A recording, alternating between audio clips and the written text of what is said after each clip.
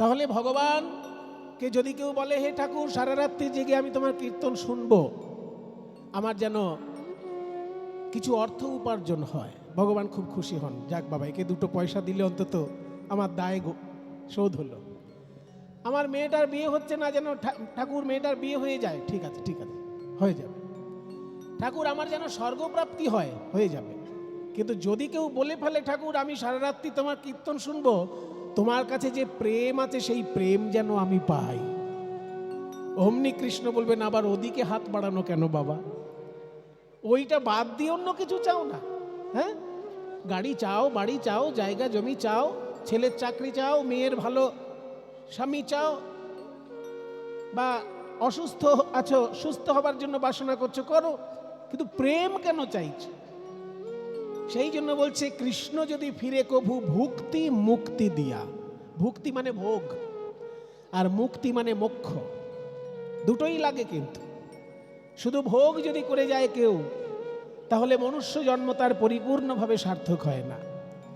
ভোগ এবং মোক্ষ, মোক্ষ ভোগের ব্যালেন্স রাখে। যদি শুধু ভোগের মধ্যে দিয়ে কারোর জীবন কেটে যায়, তাহলে কিন্তু তার জীবনটা সম্পূর্ণ জীবন নয়। ভোগের সঙ্গে যদি তার মোক্ষের সাধনা না থাকে, তাহলে অসম্পূর্ণ জীবন। ওই জন্য ভোগ এবং মোক্ষ এই দুটো। মাইক কিন্তু বারবার ঘোরাঘুরি করছে ভাই, কানে অসুবিধে হচ্ছে। একরকম সাউন্ড রাখো না, নানা রকম আওয়াজ কেন বার করছো? ভোগ এবং মোক্ষ, কেউ যদি ভোগ চায়, ভোগ দু রকমের হয়, ইহলৌকিক ভোগ আর পারলৌকিক ভোগ। ইহলৌকিক ভোগ মানে এসি গাড়ি, এসি বাড়ি, সুন্দর শাড়ি, সুন্দর গয়না, দামি দামি সুস্বাদু খাবার, এগুলো হচ্ছে ইহলৌকিক ভোগ। আর পারলৌকিক ভোগ, পারলৌকিক ভোগ হচ্ছে স্বর্গে গিয়ে দেখব অপ্সরা নৃত্য করছেন, কত সুন্দর, ওটা পারলৌকিক ভোগ। ইহলৌকিক ভোগ হচ্ছে এই জগতে যে ভোগ আমরা করতে পারি, আর পারলৌকিক ভোগ হচ্ছে স্বর্গের যে সুখ। এই দুটোকেই বলে ভোগ। কৃষ্ণের কাছে যদি কেউ ভোগ চায়, ভুক্তি দেবে, মানে ভোগ দেবে। যদি কেউ এই ভোগ থেকে মুক্তি চায়, পরমাত্মার সঙ্গে জীবাত্মার মিলন হচ্ছে মুক্তি, এই মুক্তিও যদি কেউ চায়, মায়ার বন্ধন থেকে যদি কেউ মুক্তি চায়, ভগবান মুক্তিও তাকে দেবেন, কিন্তু প্রেম কভু নাহি দেন রাখেন লুকাইয়া। সেই প্রেম দেবার জন্য চৈতন্য মহাপ্রভু নেমে এলেন। প্রেমটা কেমন প্রেম না, উন্নত উজ্জ্বল রসাং স্বভক্তি শ্রিয়ম। উন্নত উজ্জ্বল রসে সিক্ত ভক্তি। উন্নত উজ্জ্বল রস কেমন? উন্নত মানে উঁচু ধরনের, উজ্জ্বল মানে চকচকে। তাহলে উঁচু ধরনের চকচকে রস, ব্যাপারটা কি বলে শোনো। উজ্জ্বল রস কাকে বলে আগে শোনো, তারপর উন্নত উজ্জ্বল রস কাকে বললে জানবে। উন্নত উজ্জ্বল রস, উজ্জ্বল রস কাকে বলে না, উজ্জ্বল মানে চকচকে ঠিকই, কিন্তু এখানে চকচকে রস কোনটা শোনো। 5 রকমের রস হয়: শান্ত, দাস্য, সখ্য, বাৎসল্য, মধুর। যেমন হিরে, চুনি, পান্না, মুক্ত, প্রবাল, পঞ্চরত্ন। পঞ্চরত্ন যদি থাকে, হিরে, চুনি, পান্না, মুক্ত, প্রবাল, তার মধ্যে সব থেকে বেশি চকচক করবে কোনটা? হিরে সব থেকে বেশি চকচক করবে। ঠিক তেমনি শান্ত, দাস্য, সখ্য, বাৎসল্য, মধুর, এই 5টি রসের মধ্যে মধুর রস সব থেকে বেশি চকচক করছে, সব থেকে উজ্জ্বল। ওই জন্য উজ্জ্বল রস মানে মধুর রস। শান্ত রস মানে ঈশ্বর পরমাত্মা, আমি হলাম জীবাত্মা, এই ভাব নিয়ে ভালোবাসার নাম শান্ত রস। দাস্য রস মানে ঈশ্বর প্রভু, আমি তার দাস, এই ভাব নিয়ে ভালোবাসার নাম দাস্য রস। সখ্য রস মানে ঈশ্বর আমার বন্ধু, আমিও ঈশ্বরের বন্ধু, এই ভাব নিয়ে ভালোবাসার নাম সখ্য রস। বাৎসল্য রস মানে ঈশ্বর আমার সন্তান, আমি ঈশ্বরের পিতা বা মাতা, অভিভাবক, এই অভিভাবকত্ব নিয়ে ঈশ্বরকে ভালোবাসা, সেটা বাৎসল্য রস। আর ঈশ্বর আমার প্রিয়তম বা ঈশ্বর আমার স্বামী, আমি ঈশ্বরের প্রিয়তমা বা আমি ঈশ্বরের স্ত্রী, এই ভাব নিয়ে যে ভালোবাসা তাকে বলে মধুর রস। এই 5টি রসের মধ্যে শ্রেষ্ঠ কোনটা? বেশি চকচক করছে যেটা, যেমন হিরে, চুনি, পান্না, মুক্ত, প্রবাল, এর মধ্যে সব থেকে দামি হবে হিরে, কারণ চকচক বেশি করছে। ঠিক তেমনি শান্ত, দাস্য, সখ্য, বাৎসল্য, মধুরের মধ্যে মধুর রস সর্বশ্রেষ্ঠ। মধুর রস শ্রেষ্ঠ কি চকচক করছে বলে? না, মধুর রস শ্রেষ্ঠ এই কারণে যে মধুর রসে সর্বস্ব দিয়ে সেবা করার সুযোগ থাকে, যা অন্য রসে থাকবে না। শান্ত, দাস্য, সখ্য, বাৎসল্য পর্যন্ত সেবা করার একটা সীমা থাকে, কিন্তু মধুর রসে সীমাহীন সেবা। সেই জন্য মধুর রস হচ্ছে অন্য সমস্ত রসের থেকে শ্রেষ্ঠ। এই মধুর রস সম্পর্কে লোকের ধারণা ছিল ওই সিনেমার নায়ক নায়িকার মধ্যে যে মধুর রস ওটাই বোধহয় শ্রেষ্ঠ। কিন্তু চৈতন্যদেব এসে বললেন, না ভাই, সিনেমার নায়ক নায়িকার যে মধুর রস দেখছো ও তো আশেপাশে পাড়াতে ছড়াছড়ি সেই মধুর রসের, রাস্তাঘাটে অলিতে গলিতে মধুর রসের ছড়াছড়ি। কিন্তু এই মধুর রস অনুন্নত মধুর রস, কারণ এই মধুর রস মায়ার অন্তর্গত। মায়ার ঊর্ধ্বে যে মধুর রসের অবস্থান সেটাকে বলবো উন্নত মধুর রস।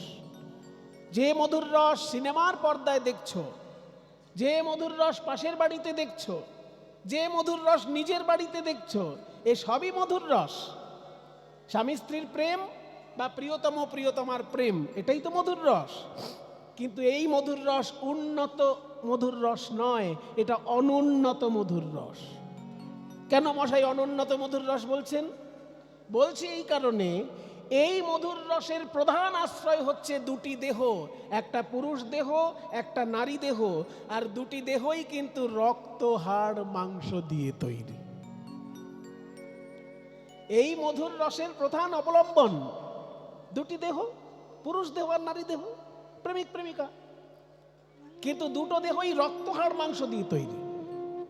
আর মহাপ্রভু যে মধুর রসের সন্ধান দিচ্ছেন সেটাও দুটি দেহকে কেন্দ্র করে, সেটাও একটি পুরুষ দেহ, একটি নারী দেহ। পুরুষ দেহটির নাম কৃষ্ণ, নারী দেহটির নাম রাধা। কিন্তু সেই দুটি দেহ রক্ত, হাড়, মাংস নয়, সৎ চিত আনন্দ দিয়ে গড়া। এইখানেই পার্থক্য। যে মধুর রস আমরা চিনি, যে মধুর রস আমাদের অভিজ্ঞতায় আছে, সেটা হলো রক্ত, হাড়, মাংসের দেহের মধুর রস। আর মহাপ্রভু যে মধুর রসের সন্ধান দিতে এলেন, সেই মধুর রস হচ্ছে সচ্চিদানন্দময় দুটি দেহের মধুর রস। এ সম্পর্কে লোকের ধারণা ছিল না, তাই চৈতন্যদেব গোলকের প্রেম এই ভুলোকে নিয়ে আসলেন। উন্নত উজ্জ্বল রসাম, ওই জন্য উন্নত শব্দটা দিয়েছে। শুধু উজ্জ্বল রস তো রাস্তাঘাটে দেখা যায়, শুধু উজ্জ্বল রস তো সিনেমার পর্দায় দেখা যায়, সেটা দেবার জন্য চৈতন্যদেবের আশা নয়। চৈতন্যদেবের আশা উন্নত উজ্জ্বল, যে উজ্জ্বল রস গোলকে থাকে, সেই গোলকের উজ্জ্বল রস দেবার জন্য চৈতন্যদেবের আশা। উন্নত উজ্জ্বল রসাংশ ভক্তি শ্রিয়াম সদা হৃদয় কন্দরে স্ফুরতু বহ শচী নন্দন, স্ফুরতু বহ শচী নন্দন, স্ফুরতু বহ শচী নন্দন, স্ফুরতু বহ শচী নন্দন, স্ফুরতু বহ শচী নন্দন। উন্নত উজ্জ্বল রস সমৃদ্ধ তার ভক্তি সম্পদ দেবার জন্য গৌরাঙ্গ মহাপ্রভুর আশা। সেই গৌরাঙ্গ মহাপ্রভু কোথায় বাস করছেন, করবেন? সদা হৃদয় কন্দরে, এই হৃদয় রূপী গুহার মধ্যে বাস করুন। তার হৃদয়টাকে গুহা বললে কেন? হে রূপ গোস্বামী, তুমি তো বিরাট বড় পণ্ডিত মানুষ, তুমি হৃদয়টাকে গুহা কেন বললে? তুমি তো বলতে পারতে সদা হৃদয় মন্দিরে। মন্দির আর কন্দর যে কোনো শব্দ, মন্দির শব্দটা ব্যবহার করলে ছন্দটা নষ্ট হতো না, ছন্দ পতন হতো না। মন্দির লিখলেও যা ছন্দ থাকতো, কন্দর লিখলেও সেই ছন্দই থাকতো। তা আপনি মন্দির না লিখে কন্দর কেন লিখলেন? মন্দির মানে দেবালয়, আর কন্দর মানে হচ্ছে গুহা। সদা হৃদয় কন্দরে, হৃদয়রূপী গুহার মধ্যে স্ফুরতু, স্ফূর্তি লাভ করুক শচীনন্দন, শচীনন্দন গৌরহরি। তাহলে হৃদয়টাকে গুহা কেন বললেন? বলছে হৃদয়টাকে গুহা কেন বললাম জানো ভাই? শোনো, একদিন আমার এই হৃদয় ছিল মন্দির, কিন্তু আজ আমার হৃদয় গুহায় পরিণত। হ্যাঁ, মন্দির আবার গুহায় পরিণত হয়, হয়েছে, আমার ক্ষেত্রে হয়েছে, কি করব।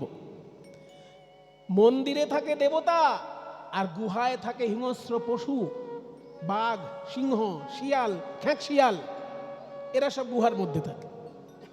আর মন্দিরে থাকে দেবতা, কালী, দুর্গা, শিব, কৃষ্ণ, দেবতা মূর্তি থাকে মন্দিরে। কাজে আমার হৃদয়টা একদিন মন্দির ছিল, আজকে গুহায় পরিণত হয়েছে। কবে মন্দির ছিল? না, যেদিন আমি মাতৃগর্ভে ছিলাম। আমরা সবাই যখন মাতৃগর্ভে বাস করি, একটা দিন তো নয়, 9 মাস ধরে মাতৃগর্ভে বাস করেছি। সেই সময় আমাদের হৃদয়ের মধ্যে কাম, ক্রোধ, লোভ, মোহ, মদ, মাৎসর্য কিচ্ছু ছিল না। তাই মাতৃগর্ভে যখন আমার এই দেহটি ছিল, তখন আমার হৃদয়টি ছিল মন্দির। কারণ সেখানে কাম কাকে বলে জানি না, ক্রোধ কাকে বলে জানি না, লোভ কাকে বলে জানি না। কারণ মা খেলে আমি খেতে পাই, মায়ের পুষ্টিতে আমার পুষ্টি। কাজেই মাতৃগর্ভে যখন আমি ছিলাম, তখন আমার হৃদয়টা ছিল মন্দির। যখনই মাতৃগর্ভ থেকে বাইরে এলাম, অমনি আমার হৃদয় হয়ে গেল কন্দর। কারণ সেখানে হিংস্র পশুর দল আসতে লাগলো। কাম, ক্রোধ, লোভ, মোহ, মদ, মাৎসর্যের এসে দখল করে নিল আমার হৃদয় মন্দির। আর সেটা মন্দির থাকলো না, তাই কন্দর হয়ে গেল। কিন্তু হে গৌরাঙ্গ হরি, একদিকে হরি মানে যেমন নারায়ণ, তেমনি একদিকে হরি মানে সিংহ। তুমিই তো একবার নরসিংহ রূপ ধারণ করেছিলে, অর্ধেকটা মানুষ অর্ধেকটা সিংহ হয়ে প্রহ্লাদকে দিয়েছিলে ভক্তির রাজত্ব, তার বাবাকে হত্যা করেছিলে। কাজেই তুমি সিংহ। ওই গৌরাঙ্গরূপী সিংহ যদি আমার এই হৃদয় গুহায় বাস করে, তাহলে এই ফালতু যত পশুর দল, তারা কেউ আর এখানে আসতে পারবে না। তাই গৌরাঙ্গরূপী সোনার সিংহ সদা হৃদয় কন্দরে স্ফুরতু, সব সময় আমার হৃদয়ে স্ফূর্তি লাভ করুক আমার গৌরাঙ্গরূপী সোনার সিংহ। সোনা দিয়ে তৈরি সিংহ। গৌরাঙ্গকে সিংহ বলা হচ্ছে কারণ শ্রেষ্ঠ বোঝাতে আমরা সিংহ বলি। পশু বনের রাজা সিংহ, তাই রাজা বোঝাতে সিংহ বলা হয়। তো গৌরাঙ্গ মহাপ্রভু এখানে হরি শব্দে সম্বোধন করা হচ্ছে। এখানে হরি মানে যেমন একদিকে নারায়ণ হয়, আবার হরি মানে একদিকে সিংহ হয়। তাই তুমি সোনার সিংহ রূপে আমার এই হৃদয় গুহায় বাস করো দেখি, তাহলে ওই কাম, ক্রোধ, লোভ, মোহ, মদ, মাৎসর্য, এই যে ছোটখাটো পশুর দল, ওরা কেউ আর আসতে পারবে না। আর একটা মজার জিনিস দেখুন, শ্লোকের শেষে চৈতন্য মহাপ্রভু যে নামটা নির্বাচন করলেন রূপ গোস্বামী, সেই নামটা কিন্তু গৌরাঙ্গ বললেন না, গৌর বললেন না, বিশ্বম্ভর বললেন না, চৈতন্যদেব বললেন না, বললেন কি শচীনন্দন। শচীনন্দন শব্দটা বলাতে গৌরাঙ্গ মহাপ্রভুকেও প্রণাম করা হলো, আবার গৌরাঙ্গ মহাপ্রভুর মাকেও স্মরণ করা হলো। এত বড় রত্ন যিনি পৃথিবীকে উপহার দিলেন, সেই শচী মাকে যদি আমরা শ্রদ্ধা না জানাই, আমরা তো অকৃতজ্ঞ হয়ে যাব।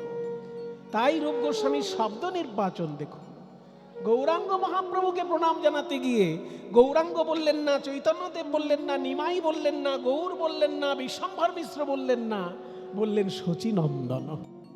সদা হৃদয় কন্দরে স্ফুরতু বঃ শচীনন্দন, স্ফুরতু বঃ শচীনন্দন, স্ফুরতু বঃ শচীনন্দন, স্ফুরতু বঃ শচীনন্দন, স্ফুরতু বঃ শচীনন্দন, সদা হৃদয় কন্দরে স্ফুরতু বঃ শচীনন্দন।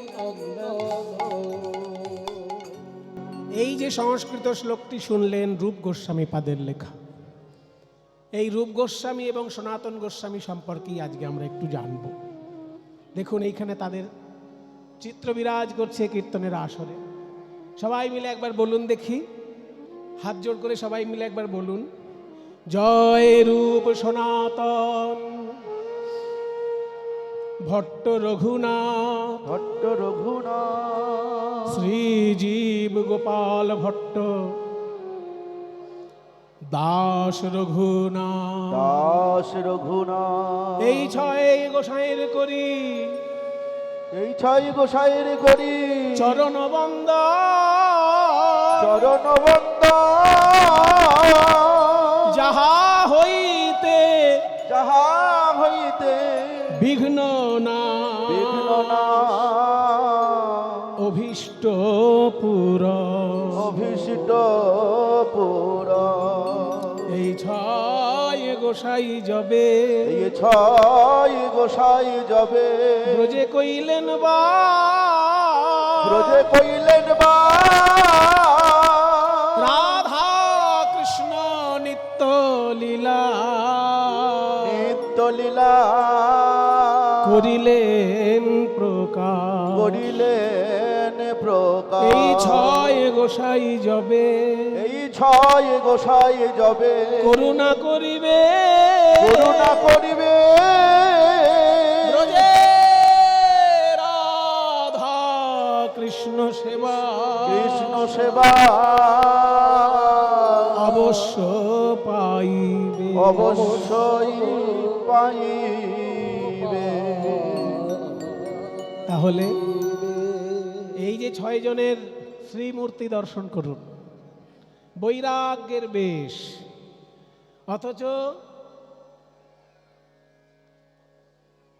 বিরাট বড় রাজ কর্মচারী, কেউ জমিদার পুত্র, হ্যাঁ, আর কেউ রাজার ছেলে নয়, জমিদার পুত্র নয়, রাজ কর্মচারী নয়, কিন্তু বিরাট বড় পণ্ডিত, দক্ষিণ ভারতের বিরাট বড় পণ্ডিত গোপাল ভট্ট। ছয় গোস্বামীর মধ্যে রূপ গোস্বামী আর সনাতন গোস্বামী সব থেকে বড় রাজ কর্মচারী। মানে কি, সারা বাংলার তখন প্রধানমন্ত্রী আর অর্থমন্ত্রী ছিলেন তারা। প্রধানমন্ত্রী আর অর্থমন্ত্রী গোটা বাংলার। গোটা বাংলা বলতে আমি বোঝাতে চাইছি শুধু পশ্চিমবঙ্গ নয়, পশ্চিমবঙ্গ, বাংলাদেশ, এই বিরাট এলাকাটা নিয়ে তখন একটা বাংলা। আর সেই বাংলার প্রধানমন্ত্রী ছিলেন সনাতন গোস্বামীপাদ। তাঁরা যখন চৈতন্যদেবের সংস্পর্শে এলেন, তাদের ওই বিরাট বিপুল বৈভবের জগৎ ত্যাগ করে, ত্যাগের পথ অবলম্বন করে মানুষের কল্যাণের জন্য কঠোর সাধনা করলেন। তাদেরকে যদি আমরা স্মরণ মনন না করি, তাহলে আমরা এই নরজন্মটা ধন্য করব কি করে? সেই জন্য আজকে আমরা এই ছয় গোস্বামীর মধ্যে রূপ এবং সনাতন এই দুই গোস্বামীর গুণগাথা শ্রবণ করব। পদকর্তা কি বললেন? যদি গৌরাঙ্গ না হইতো কি মেনে হইতো, কেমনে ধরিতাম দে, রাধার মহিমা প্রেম রস সীমা জগতে জানাতো কে। রাধার মহিমা প্রেম রস সীমা, রাধার মহিমা প্রেম রস সীমা বল জগতে জানাতো কে, বল জগতে জানাতো কে। ওই রাধার মহিমা প্রেম রস সীমা, রাধার মহিমা প্রেম রস সীমা বল জগতে জানাতো কে, বল জগতে জানাতো কে। মধুর বৃন্দা বিপিন মাধুরী, মধুর বৃন্দা। রাধারানীর মহিমা জগতে কে জানাতো যদি না আসতেন চৈতন্য মহাপ্রভু এবং তার পার্ষদগণ?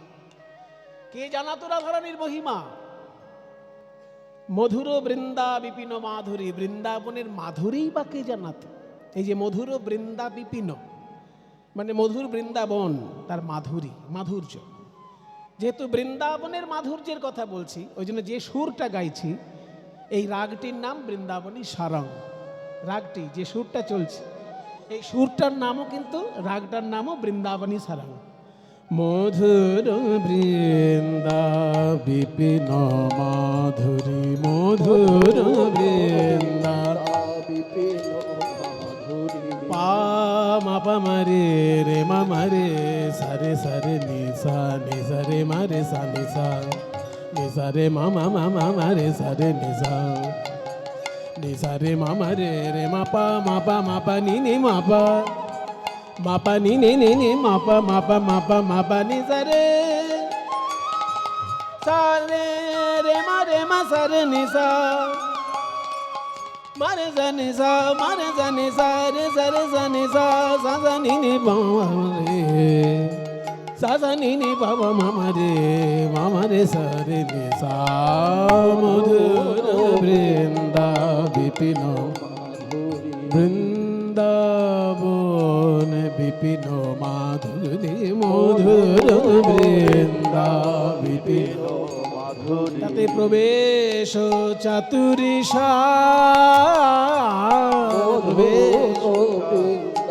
বিপিন মাধুরী। প্রবেশ চাতুরী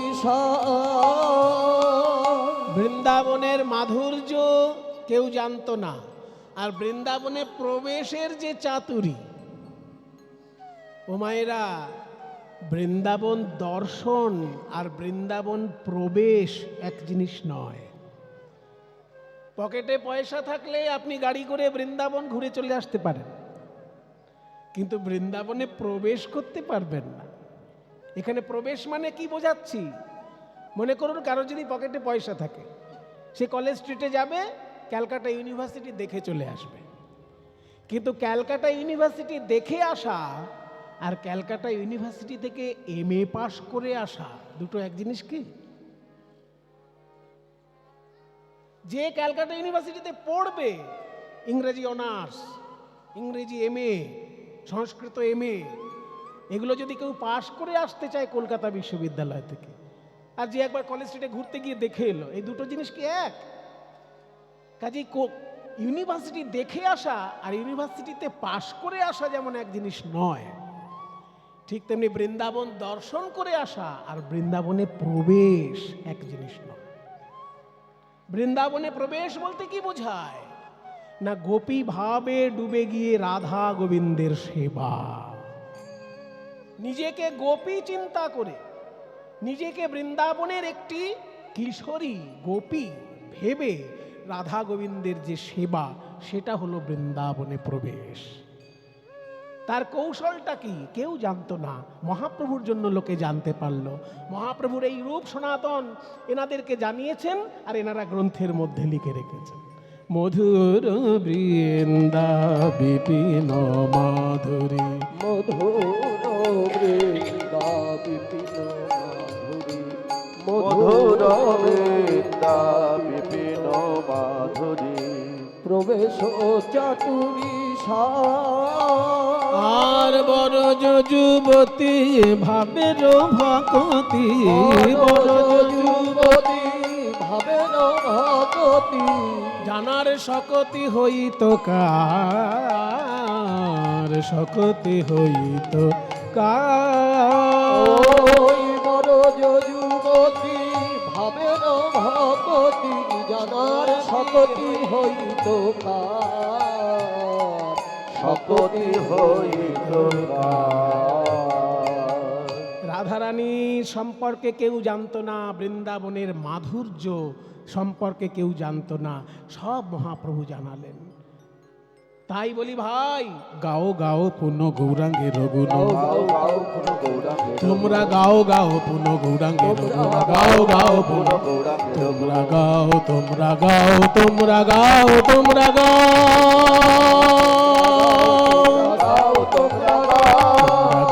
তোমরা গাও তোমরা গাও তোমরা গাও,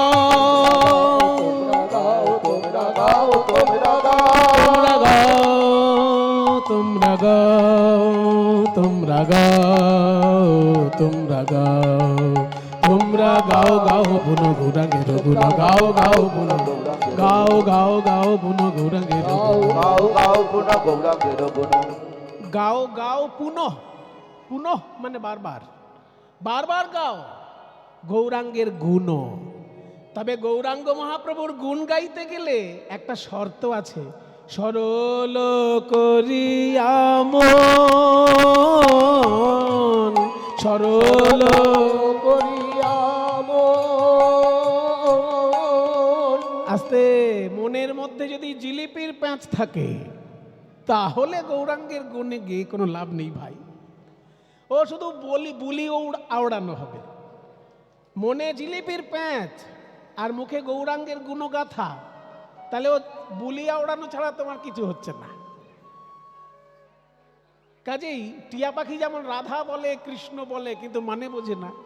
টিয়া পাখি বোঝে কৃষ্ণ মানে কি, কিন্তু আপনি শিখিয়ে দেবেন বলতো টিয়া রাধা, দেখবেন টিয়া পাখি বলছে রাধা, কিন্তু রাধা মানে যে কে সেটা কি টিয়া পাখি জানে? তাই তার বুলিয়া ওড়ানোই সার হচ্ছে। ঠিক তেমনি তোমার মনের মধ্যে যদি জিলিপির প্যাঁচ থাকে আর তুমি গৌরাঙ্গের গুণগাথা গাইছো, তাহলে কিন্তু তোমার ওই টিয়া পাখির মতন অবস্থা হচ্ছে, বুলিয়া ওড়ানোই হচ্ছে। সরল করিয়া মন, গাও গাও পুনো গৌরাঙ্গের সরল করিয়া মন। ভাবিয়া দেখো এ তিন ভুবনে, ভাবিয়া দেখো এমন দয়াল, তোমরা ভাবিয়া দেখো এমন দয়া নাহি কোনো এক জন, নাহি কোনো এক জন। ভাবিয়া দেখো এমন দয়াল নাহি কোনো এক জন, নাহি কোনো। এতক্ষণ পদকর্তা যা বললেন, মহাপ্রভু আমাদের কি কি জানালেন না? বৃন্দাবনের মহিমা জানালেন, রাধারানীর মহিমা জানালেন, আর আমরা কি করব তাও পদকর্তা বলে দিলেন। তোমরা গৌরগুণ গাইবে কিন্তু মনটা সরল রেখে গাইবে। এইবার পদকর্তা নিজের কথা বলছেন। পদকর্তা বলছেন, ওগো ভাই, আমার মহাপ্রভুর গুণের কথা তোমাদের জানালাম, আর তোমরা কেমন করে মহাপ্রভুর গুণ গাইবে তাও বলে দিলাম। এইবার আমার দুঃখের কথা শোনো। আমি গৌরাঙ্গ বলিয়া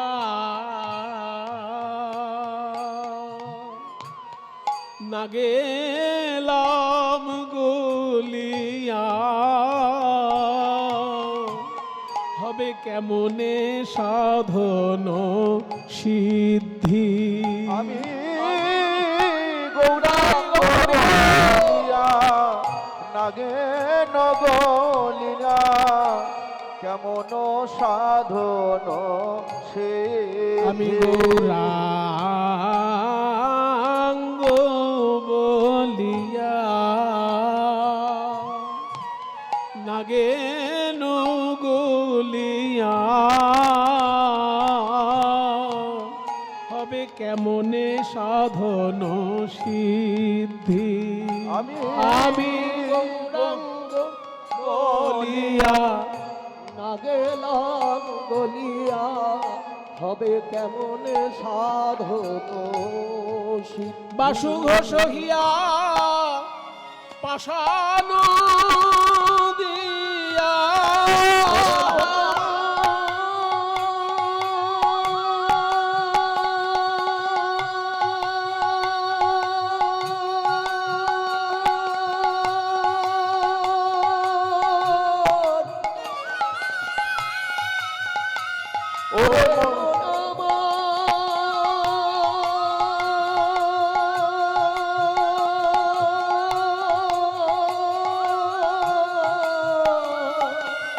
বাসু ঘোষ হিয়া পাষাণ দিয়া, বাসু ঘোষ হিয়া পাষাণ দিয়া, গড়িয়াছে কোন বিধিরে,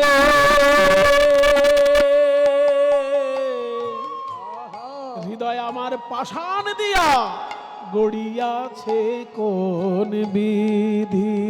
ওই পাশু ঘষিয়া পাষাণ দিয়া পাশু ঘষিয়া পাষাণ দিয়া গড়ি আছে কোন কোন বিধি রে না না না না, পাষাণ নয়, পাষাণ নয়। পাষাণের থেকেও কোনো কঠিন পদার্থ থাকলে তাই দিয়ে বোধহয় আমার হৃদয়টা তৈরি, জানো ভাই। নইলে পাষাণ হলে গলে যেত, পাষাণ হলে গলে যেত।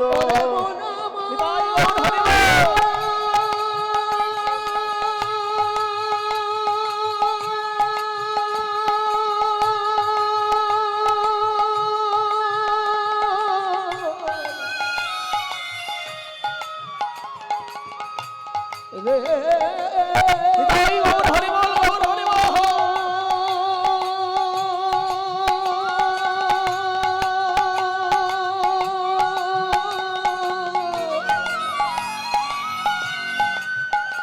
দেখলাম কতই পাষাণ গলে গেল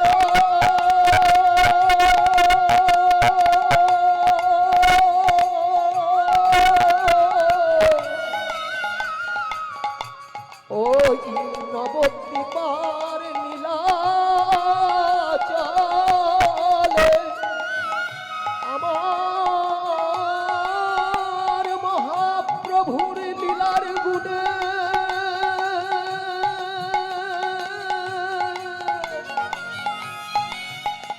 কত কঠিন পাষাণ দ্রবীভূত হলো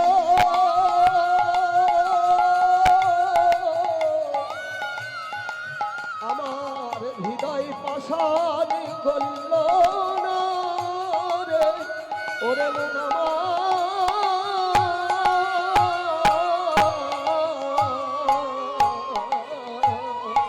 পাশু ঘষিয়া পাষাণ দিয়া পাশু ঘষিয়া পাষাণ দিয়া গড়ি আছে কোন বিধিরে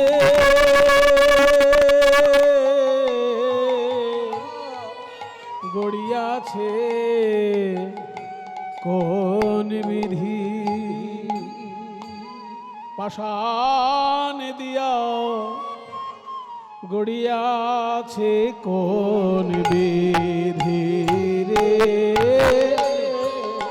হৃদয় আমার পাষাণ দিয়া গড়িয়াছে কোন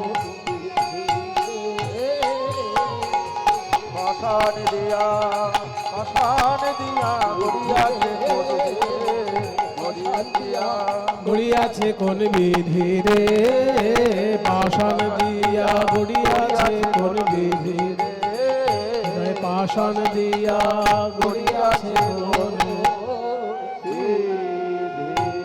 হৃদয় আমার পাষাণ দিয়া গড়িয়াছে। পদকর্তা বাসুদেব ঘোষ একটি মারাত্মক কথা বললেন যে গৌরাঙ্গ মহাপ্রভুর মহিমা তো বললাম, তোমরা কিভাবে গৌরাঙ্গের গুণগাথা গাইবে তাও বললাম, কিন্তু আমার কথাটা কি জানো, আমার হৃদয়টা এত কঠিন পদার্থ দিয়ে তৈরি যে পাথরের থেকেও কোনো কঠিন পদার্থ দিয়ে আমার হৃদয় তৈরি। তা না হলে কত পাষাণ গলে গেল এই পরিধামে আর নবদ্বীপে, কিন্তু আমার হৃদয় পাষাণ গলল না। মহাপ্রভু যখন সন্ন্যাস গ্রহণ করছেন সেই সময় রূপ সনাতন সারা বাংলার প্রধানমন্ত্রী আর অর্থমন্ত্রী। রূপ সনাতনরা তিন ভাই, রূপ গোস্বামী, সনাতন গোস্বামী আর অনুপম। মহাপ্রভু তার নাম রেখেছিলেন বল্লভ। তিন ভাই, এই তিন ভাই মহাপণ্ডিত। সেই যুগে সরকারি চাকরি পাওয়াটা খুব কঠিন ছিল। এখনকার দিনে সরকারি চাকরি পাওয়াটা একটু সহজ হয়ে গেছে, ঘুষ দিতে পারলেই সরকারি চাকরি হয়ে যায়, শুনতে পাচ্ছি চারিদিকে, তাই না? চোখ কান খোলা রাখলেই আমরা দেখতে পাচ্ছি। যদি কারোর পড়াশোনার যোগ নাও থাকে, ঘুষ দেবার জোর থাকলেও সরকারি চাকরি হয়ে যাবার একটা সম্ভাবনা থাকে। কিন্তু চৈতন্য মহাপ্রভুর যুগে ওই সুযোগটি ছিল না। কারণ চৈতন্য মহাপ্রভুর যুগে ছিল রাজতন্ত্র, গণতন্ত্র নয়। রাজা যাকে মনে করবেন শ্রেষ্ঠ ব্যক্তি তাকে চাকরি দেবেন, এবং রাজার পাশে তার পণ্ডিত মণ্ডলী থাকতেন শ্রেষ্ঠ ব্যক্তিকে চিনে নেবার জন্য। পণ্ডিত মণ্ডলী যাকে বলতেন যে না ইনি শ্রেষ্ঠ, তাকে চাকরিটা দেওয়া হতো। সেই জন্য পণ্ডিত মণ্ডলী ঠিক করতেন সেই যুগে চাকরি কে পাবে। সারা বাংলার রাজা তখন আলাউদ্দিন হোসেন শাহ, এবং তিনি যেহেতু বাঙালি নন, তারা তো সব বিদেশের, ইরান তুরান ওই সব দেশের লোক। সেই জন্য তারা যখন আমাদের দেশ শাসন করছে, জানতে হবে আমাদেরকে আদর করে শাসন করতে আসেনি। তারা আমাদেরকে যতটা সম্ভব শোষণ করার জন্য তারা শাসন করছে। সেই জন্য চিনে নেবে যে কে শ্রেষ্ঠ ব্যক্তি, তবে তাকে চাকরিটা দেওয়া হবে। তারপর আবার ব্রাহ্মণের ছেলে মুসলমান রাজার দরবারে চাকরি পাওয়া কত কঠিন কাজ বলুন তো। মুসলমান রাজা একটা হিন্দু ব্রাহ্মণকে চাকরি দেবে, এটা কি অত সহজ ব্যাপার? হিন্দু ব্রাহ্মণকে তখনই মুসলমান রাজা চাকরি দেবে যখন দেখবে মুসলমানদের মধ্যে সেরকম বুদ্ধিমান কেউ নেই, তবে তো একটা হিন্দু ব্রাহ্মণকে চাকরি দেবে। কারণ ইসলাম ধর্মের এটা একটা ঘোষিত সত্য কথা যে ইসলাম শাসিত রাজ্যে বেনামাজি লোক শাসনের অধিকার থাকে না। এইগুলো সবাই জানে না। এই যে ইরান ইসলামিক রিপাবলিক লেখা থাকে, কারণ ওখানে নামাজ যদি কেউ না পড়ে সে শাসনতন্ত্রের মধ্যে আসতেই পারবে না। সেই জন্য ইসলামিক শাসন ব্যবস্থায় বেনামাজি লোক শাসনতন্ত্রের সঙ্গে যুক্ত থাকার কোনো অধিকার নেই, তাকে কাফেরদের সঙ্গে গণনা করা হবে। তাহলে রূপ গোস্বামী সনাতন গোস্বামী কোনোদিন নামাজ পড়ছেন তো জীবনে আমরা শুনিনি। তারা ব্রাহ্মণের ছেলে, তারা আহ্নিক করেছেন। তাদেরকে যখন একটা প্রধানমন্ত্রীর দায়িত্ব দেওয়া হচ্ছে, একটা অর্থমন্ত্রীর দায়িত্ব দেওয়া হচ্ছে, নিশ্চয়ই তাদের মুখ দেখে চাকরি দেওয়া হচ্ছে না। তারা তাদের গুণগত মান প্রমাণ করেছেন, তবে তারা আলাউদ্দিন হোসেন শাহের মতন নবাবের দরবারে চাকরি পাচ্ছেন। এই গুণগত মানটা কি করে প্রমাণ করলো আজকে আপনাদেরকে খুলে বলে দিচ্ছি। সেই সময় একটা বিরাট মসজিদ তৈরি হয়েছিল আলাউদ্দিন হোসেন শাহের আদেশে। এবার মসজিদটা যখন তৈরি হলো, মসজিদ যখন তৈরি শেষ, তখন মসজিদটার উপরে কারুকার্য দেখার জন্য রাজাকে উপরে তোলা হলো। নবাব তিনি দেখছেন যে কারুকার্যটা ঠিকঠাক হয়েছে কিনা। তা কারুকার্যটা ঠিকঠাক হয়েছে কিনা দেখার জন্য যখন মসজিদের চূড়ার কাছে গেছেন, সেই সময় যিনি হেড মিস্ত্রি তিনি বলছেন যে নবাব, খুব সুন্দর মসজিদ হয়েছে বটে, তবে চূড়াটা এই ফুলের কুঁড়ি বানানো হয়েছে। এটা ফুলের কুঁড়ি না হয়ে যদি ফুলটা প্রস্ফুটিত করে করা হতো তাহলে দেখতে বেশি ভালো লাগতো। যেই না বলেছে দেখতে বেশি ভালো লাগতো, অমনি নবাব এক লাথি দিয়ে মিস্ত্রিকে ফেলে দিলেন নিচে। লাথি দেবার আগে বললেন, বেটা, যদি এটাকে প্রস্ফুটিত ফুল করলে ভালো লাগতো তো করলি না কেন বেটা? এত খরচা করানোর পর বলছিস, এখন বলছে করলে ভালো হতো। এক লাথি দিয়ে সেখান থেকে মিস্ত্রিকে ফেলে দিল। মিস্ত্রি তো পড়ে মরে গেল। আর প্রধানমন্ত্রীকে ডেকে বলল, হুজির শোনো, যাও মুরগা মাধাইপুর গ্রামে চলে যাও।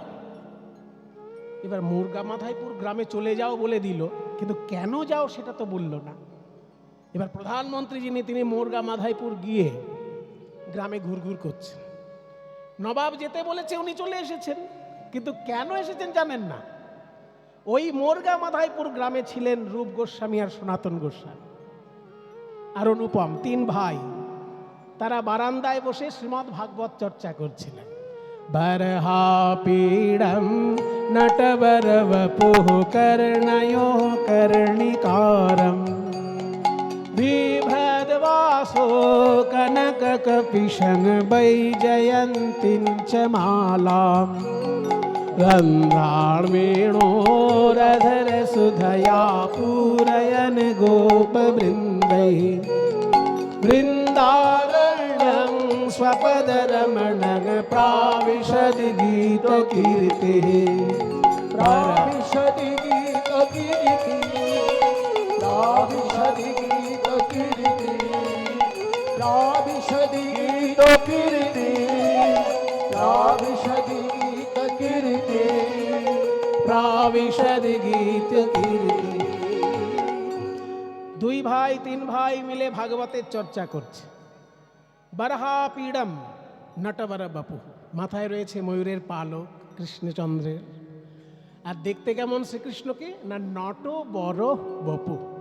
নট মানে অভিনেতা বা নৃত্যশিল্পী, বড় মানে শ্রেষ্ঠ, শ্রেষ্ঠ নৃত্যশিল্পীর মতন তার অঙ্গ ভঙ্গি। কর্ণয় কর্ণিকারম, কানে দুলছে কর্ণিকার ফুল। বিভ্রাত বাসো কনক কপিশন, এত সুন্দর কাপড় পরে আছে যেন মনে হচ্ছে সোনার কাপড়।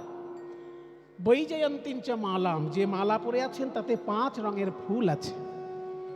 রন্ধ্রান বেনো রতন সুধয়া পুরয়ান, বাঁশির ছিদ্রগুলিকে অধর সুধা দিয়ে পূর্ণ করে চলেছেন।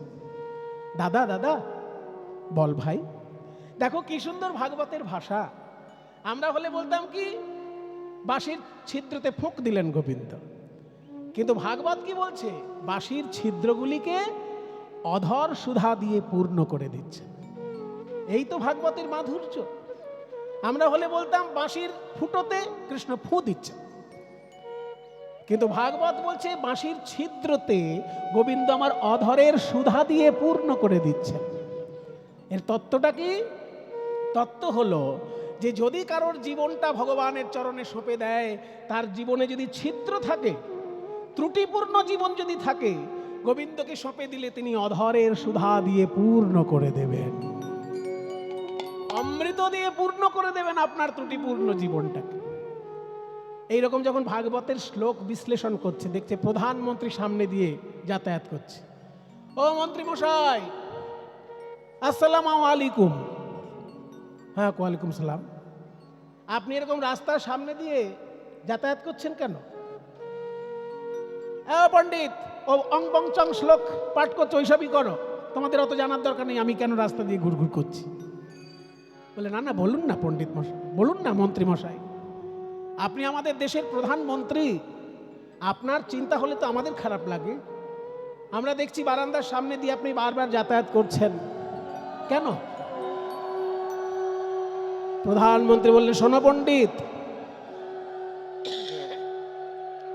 শোনো পণ্ডিত, বিরাট এক মসজিদ তৈরি হচ্ছে আলাউদ্দিন হোসেন শাহের আদেশে। তো সেই মসজিদে একটা চূড়াটায় কুঁড়ি তৈরি করা হয়েছে। তো নবাব যখন দেখতে গেলেন, তাকে হঠাৎ মিস্ত্রি বলে ফেললো যে কুঁড়ি না হয়ে এটা ফুল হলে খুব ভালো হতো। তখন নবাব তাকে ধাক্কা দিয়ে ফেলে দিয়ে বললেন, বেটা ভালো যদি হতো তো করলি না কেন? এবার সেই মিস্ত্রি তো মারা গেছে ওনার লাথিকে, কিন্তু আমার হয়েছে জ্বালাতন। আমাকে উনি পাঠিয়ে বললেন যে মোরগা মাধাইপুরে গ্রামে চলে যাও। তা গ্রামে চলে যাও, কিন্তু কেন চলে যাও সেটা আর আমাকে বলেননি। কেন যে যাব সেটা আর আমাকে বলেননি।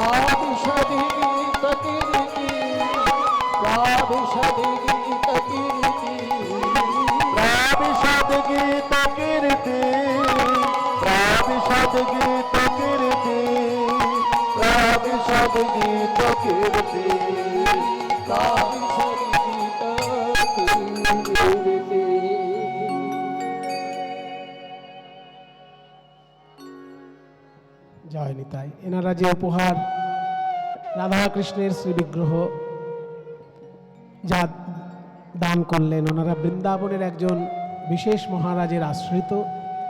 আমি তার চরণে প্রণাম জানাই। ওনাদের এই উপহার সেই বৃন্দাবন রাধাকুণ্ডের মহারাজের আশীর্বাদ স্বরূপ আমি মনে করছি।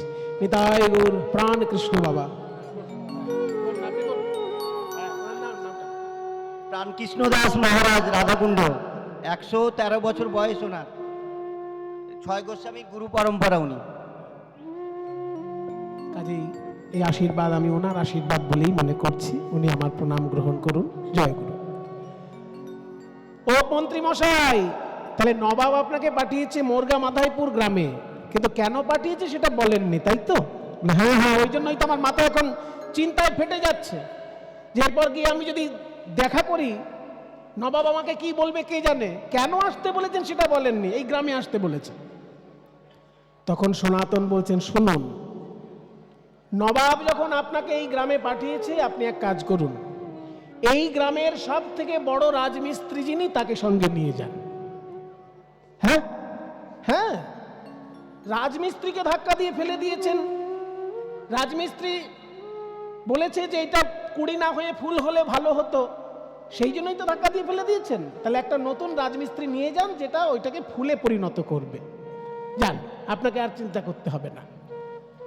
পণ্ডিত, যদি নবাব আমাকে দেখে, রাজমিস্ত্রি দেখে যদি রেগে যায়, তাহলে কিন্তু তোমাকে সারা জীবন জেলখানায় পচতে হবে।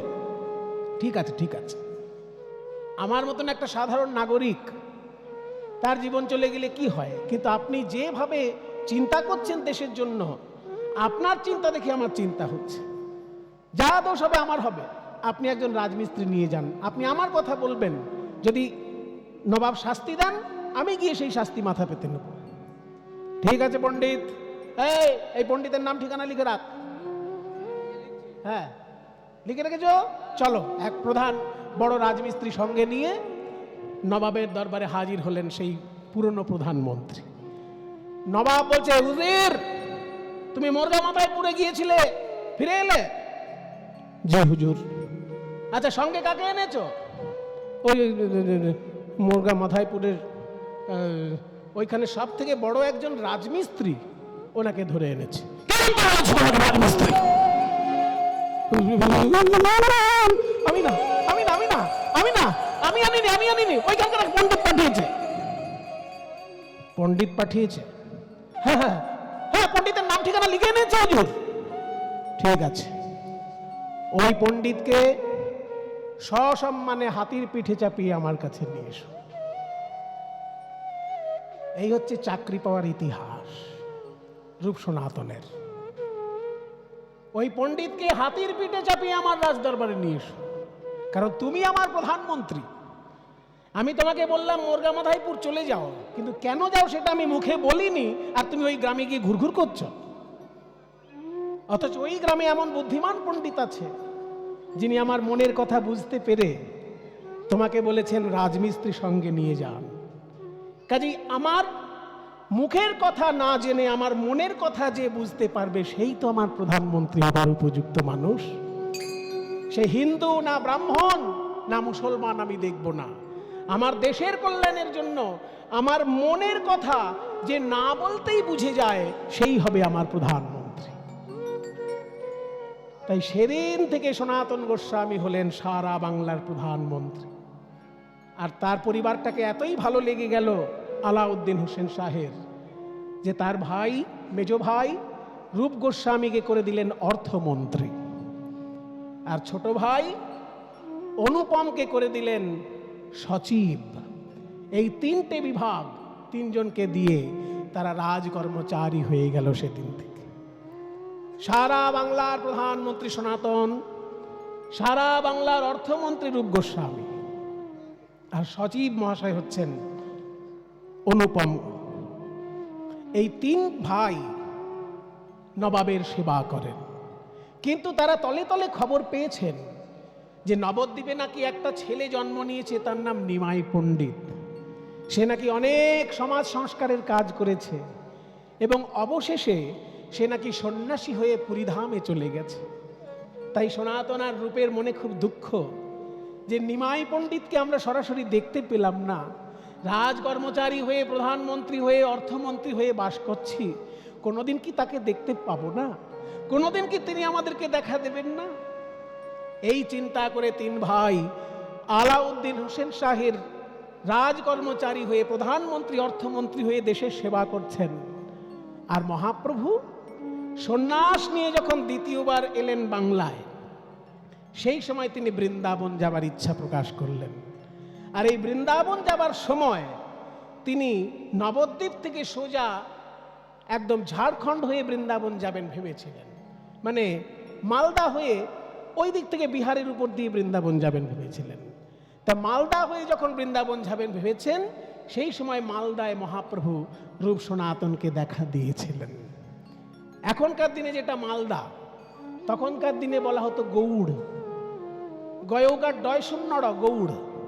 আর এই গৌড়ই ছিল তখনকার দিনের রাজধানী।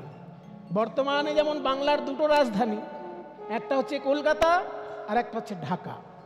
তখনকার দিনে গোটা বাংলার রাজধানী একটাই ছিল, সেটা হচ্ছে গৌড়, যাকে আমরা মালদা বলে জানি। সেই গৌড়ে তখন রাজবাড়ি এবং প্রধানমন্ত্রী সনাতন, অর্থমন্ত্রী রূপ গোস্বামী, মহাপ্রভু চলেছেন সেই গৌড় হয়ে বৃন্দাবন যাবেন বলে। কৃষ্ণ কেশব কৃষ্ণ কেশব কৃষ্ণ কেশব রাঘব রাম রাঘব রাম রাঘব রাম রাঘব রাম। কৃষ্ণ কেশব কৃষ্ণ কেশব কৃষ্ণ কেশব পাহি মাম, রাম রাঘব রাম রাঘব রাম রাঘব রক্ষমাম। কৃষ্ণ কেশব কৃষ্ণ কেশব কৃষ্ণ কেশব পাহি মাম, কেশব কৃষ্ণ কেশব কৃষ্ণ কেশব পাহি মাম, রাম রাঘব রাম রাঘব রক্ষমাম। কেশব কৃষ্ণ কেশব কৃষ্ণ কেশব পাহি মাম,